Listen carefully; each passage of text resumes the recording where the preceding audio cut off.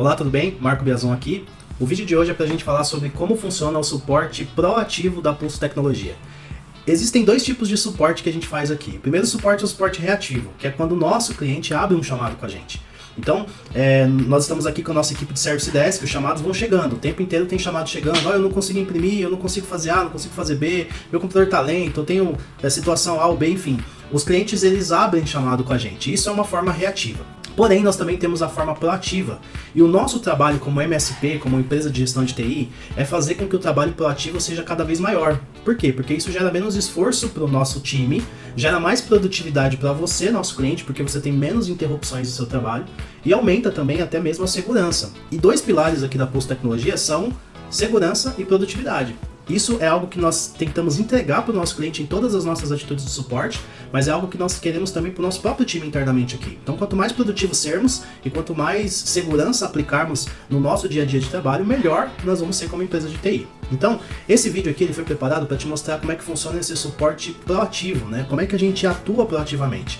Primeira forma é que a gente não consegue fazer isso se a gente não tiver uma ferramenta chamada RMM. RMM é um conceito de ferramenta, é como ERP. Existem vários ERPs, né? ERP é um tipo de sistema, CRM é um outro tipo de sistema, existem vários CRMs, inclusive aqui na Pulso nós já usamos diversos tipos de CRM, e existe também o RMM, que é o Remote Monitoring Manager, que é um tipo de sistema de monitoramento remoto.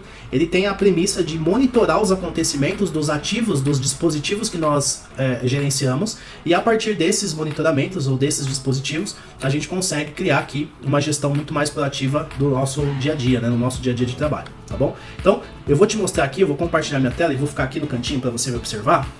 Aqui eu tenho os equipamentos monitorados por essa ferramenta. Nós temos os alertas ativos nesse momento. 2 desses alertas são críticos, 59 desses alertas são elevados e 2 desses alertas são normais. E aqui que entra um pouquinho da explicação do suporte proativo. Quando eu estou falando de suporte proativo, eu estou falando de situações, de oportunidades ou de um gatilho específico que é gerado sobre o próprio sistema e é resolvido muitas vezes de forma automática ou é resolvido pela nossa equipe de forma manual, mas antes mesmo que o cliente abra um chamado. Então a ideia da proatividade é que a gente consiga construir uma automação dentro do sistema para que ou o sistema já resolva o problema, se ele for de fato algo possível de ser resolvido através de scripts e de ações automáticas, ou que ele nos alerte primariamente antes de fato dele se manifestar para o usuário, para que nós possamos tomar as nossas atitudes. Então, esse gráfico que eu acabei de mostrar, ele diz que existem 2 problemas críticos, mas se eles ainda permanecem aí críticos, é porque provavelmente o próprio sistema não conseguiu resolvê-los, tá? Aqui nós temos o patch status, que é o estado atual de conformidade com os patches, com as atualizações de segurança ou as atualizações gerais dos sistemas. Esse número aqui ele é sempre muito alto porque a gente pondera a aplicação de algumas políticas. Por exemplo, a gente não permite que um patch, que uma política, que uma atualização seja instalada de forma automática num computador e nem num servidor. E por que não? Porque muitas vezes um computador ele começa a dar tela azul, ele começa a dar problemas depois de atualizar. Não sei se você já passou por isso, você que nos assiste, se alguma vez aconteceu com você, de você estar instalando uma atualização, você deixou o seu computador instalar uma atualização, mas depois ele ficou extremamente lento, ou ele começou a dar tela azul, ele começou a travar. Por que isso acontece? Porque às vezes a atualização, embora ela seja sistêmica e necessária, ela pode ser incompatível com o hardware. E ela começa a gerar problemas ali no seu sistema. Então, aqui na Pulso, nós gerenciamos os patches, nós gerenciamos essas atualizações e nós aqui escolhemos as atualizações que podem ser aplicadas. E aqui nós temos 2 critérios. O primeiro, se é atualização crítica, ela sempre vai ser aplicada, porém com um atraso de 3 dias. E se ela é uma atualização importante, ela vai ser aplicada também com atraso de 3 dias. As demais, que são opcionais, irrelevantes, moderadas, essas atualizações elas nunca são aplicadas. A gente só vai aplicar elas se houver uma necessidade muito específica. Por exemplo, tal sistema só funciona se o Windows tiver esse patch aqui. Se isso acontecer, a gente aplica esse patch. Caso contrário, só atualizações de segurança críticas ou importantes.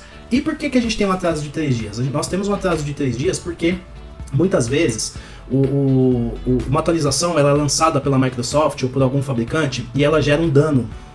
E esse dano, depois que a Microsoft percebe o quanto ele foi prejudicial, ela recolhe esse update. E isso normalmente acontece nas próximas 24 horas após o lançamento. Então uma prática que nós temos aqui é de atrasar um pouquinho a aplicação em 3 dias. Por quê? Porque se essa atualização foi lançada hoje e o mundo aplicou ela amanhã e ela começou a dar problema, eu ainda não apliquei, eu ainda estou nesse período de 3 dias. A Microsoft pode retirar essa atualização do ar, ou ela pode reaplicar uma correção, e aí sim é que eu vou buscar essa atualização. Então todos os clientes da Pulso só recebem atualizações com um atraso de 3 dias, e isso é muito legal, porque também torna o nosso processo mais proativo. Agora vamos falar do que acontece de fato aqui na prática, tá?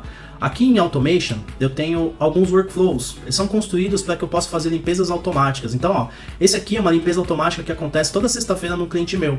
Então, quando eu abro essa atividade, ele diz o seguinte, ó, que ele vai rodar essa tarefa e ele chama essa tarefa de limpeza semanal. O que essa tarefa faz? Ela tem uma série de gatilhos, uma série de scripts que fazem uma série de coisas, e essas coisas eu vou mostrar já. Elas aplicam essas atividades dentro do sistema do nosso cliente, e com isso a gente gera uma série de melhorias. Por exemplo, essa tarefa chama tarefa de limpeza semanal. Eu vou aqui em Tasks, onde as tarefas ficam, e vou procurar uma tarefa de limpeza semanal para te mostrar. Aqui eu acabei entrando nela, mas deixa eu abrir a edição dela, porque ele vai mostrar aqui o que essa tarefa vai fazer. Eu vou aqui em Scripts e ó, ele cria um ponto de restauração, ele roda o SFC Scanal, que é um script que busca erros de disco, erros no HD ou no SSD da máquina, desativa a hibernação por inatividade, para que a gente possa realizar algumas tarefas, né, e a máquina não dormir, não hibernar nesse momento. Ele faz uma limpeza dos arquivos temporários, ele habilita o file do Windows, que é uma falha de segurança estar desabilitado, ele limpa os logs de eventos, ele limpa o cache, ele desabilita o AC, e ele analisa serviços parados e inicia. Ou seja, esse script faz isso. E aqui nesse workflow, nós chamamos esse script, né, num determinado momento da realização dessa tarefa. Depois que ele chama e executa todas essas tarefas, ele vem e aplica a política de atualização. E o que é o patch policy aqui? Aqui em Patch Management eu tenho as policies. E aqui eu tenho várias políticas que são criadas para que eu possa executar no meu cliente. Então, por exemplo, uma dessas políticas é o seguinte, ó. Eu falo que eu só vou aplicar os updates que forem críticos, que forem importantes. Eu vou rejeitar os updates opcionais, os updates de atualização de rollup. Eu vou desativar os updates que são de baixa criticidade, ou de criticidade opcional, ou de criticidade moderada, como eu acabei de falar. E aqui eu tenho os programas que eu vou permitir que sejam instalados, ou que eu posso atualizar eles se eles estiverem desatualizados dentro do meu sistema, dentro do sistema do meu cliente. Então o que acontece se eu encontrar um Adobe Acrobat Reader? Se eu encontrar ele, eu vou atualizar ele aqui, ó, Keep Update. Se eu encontrar, eu vou manter ele atualizado. Eu não vou desinstalar e eu não vou deixar ele sem fazer nada. Agora, se eu encontrar um Flash Player instalado, eu vou desinstalar. E por que eu faço isso? Porque existem programas que não são legais que a gente tenha no ambiente corporativo. E o Flash Player é um cara cheio de falhas aí, um programa que já não é mais utilizado, nenhuma aplicação recente utiliza mais o Flash Player. Então nós temos por política aqui, todas as vezes que nós encontramos um Flash Player instalado no computador de um cliente nosso, nós removemos, nós utilizamos essa opção uninstall. Então olha só o que aquele workflow faz. Ele analisa serviços, né, executa uma série de scripts de melhoria, depois ele verifica as políticas, verifica se existem atualizações do sistema operacional que atendem a esses critérios que a gente colocou aqui, e depois ele vai lá em todos os programas da máquina. Aqui nós temos uma lista gigante de programas que a gente coloca critérios sobre todos esses, e esses programas eles são avaliados pelo sistema e eles tomam uma dessas 4 atitudes aqui. Ou ele não faz nada, ou ele desinstala se tiver na política de remoção, ou ele mantém o programa atualizado, ou se ele não encontrar esse programa instalado no nosso cliente, ele já instala. Então essa é uma das partes das soluções proativas que nós temos. Uma outra coisa que nós consideramos como uma solução proativa é essa questão de workflow baseada em trigger. O que é um trigger? É um gatilho. Então o que acontece? Se um computador alertar pra gente, por exemplo, que ele está com pouca memória, o que ele vai fazer? Então nós criamos aqui, ó, aviso de memória ao comercial da Pulso. Então olha só, se o computador tiver um alerta dizendo que existe pouca memória naquele sistema, não tem muito o que fazer no aspecto de matar um processo e tal. Por quê? Porque pouca memória significa que o computador não é ideal para aquela tarefa, tá? Então imagina que está sendo executada uma tarefa num determinado computador, só que ele só tem 4 GB de memória. Então esse computador vai emitir alertas que a memória é insuficiente. Então não tem muito o que fazer. No caso aí é de fato avisar o comercial. E por que avisar o comercial? Porque a gente precisa ofertar para o nosso cliente que ele tenha que trocar a memória do computador dele. Então aqui nós temos um e-mail que é enviado para o Daniel Braga, dizendo que a organização X aqui recebeu esse alerta e esse alerta precisa ser tratado como uma oportunidade de troca de memória dentro desse cliente. Então isso aqui é um gatilho que avisa que a memória de um determinado dispositivo está insuficiente. Então isso já é uma forma da gente ser proativo aqui nas nossas ações. Mas tem uma outra tarefa aqui, ó, que ela é para erros de disco. O que acontece?